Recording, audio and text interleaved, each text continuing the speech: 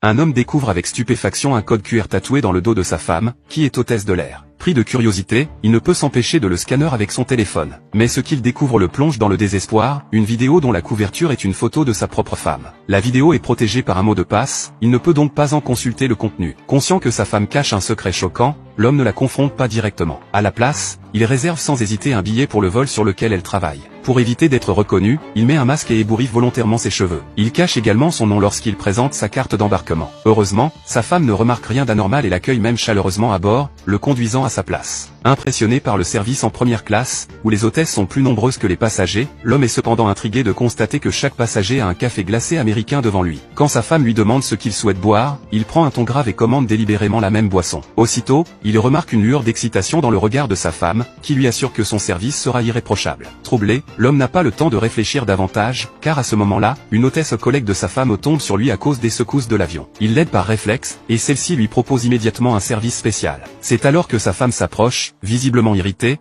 avec le café glacé à la main. Il craint d'avoir été démasqué, mais elle gronde simplement sa collègue pour son manque de professionnalisme, lui demandant de se faire pardonner en servant le passager avec plus de soin. C'est là que l'homme découvre que sa femme est désormais chef de cabine. Lorsqu'elle s'éclipse vers l'avant de la cabine, l'homme retire son masque et boit enfin le café. Profitant d'un moment plus calme, il demande à la collègue ce que ce café glacé signifie exactement. Mais avant qu'elle ne réponde, sa femme annonce par haut-parleur à l'équipage de se préparer pour le décollage. Peu après le décollage, 2 passagers se lèvent avec leur café et sont conduits aux toilettes par l'équipage, rideau tiré. Il n'y prête pas attention, jusqu'à ce qu'un 3e passager soit également conduit aux toilettes par sa propre femme. Cela l'alerte, il n'y a que 2 toilettes à l'avant. Pris d'un mauvais pressentiment, il veut se lever, mais une collègue de sa femme vient lui demander s'il souhaite utiliser les toilettes. Il décline temporairement, mais 30 minutes plus tard, les 2 premiers passagers reviennent, rayonnants. Et surtout, les hôtesses paraissent également très satisfaites. Ne voyant toujours pas revenir sa femme, l'homme, de plus en plus inquiet, demande à voir les toilettes. La collègue lui assure que personne n'y est allé récemment et lui ouvre la porte. Mais un bruit soudain se fait entendre. Il frappe,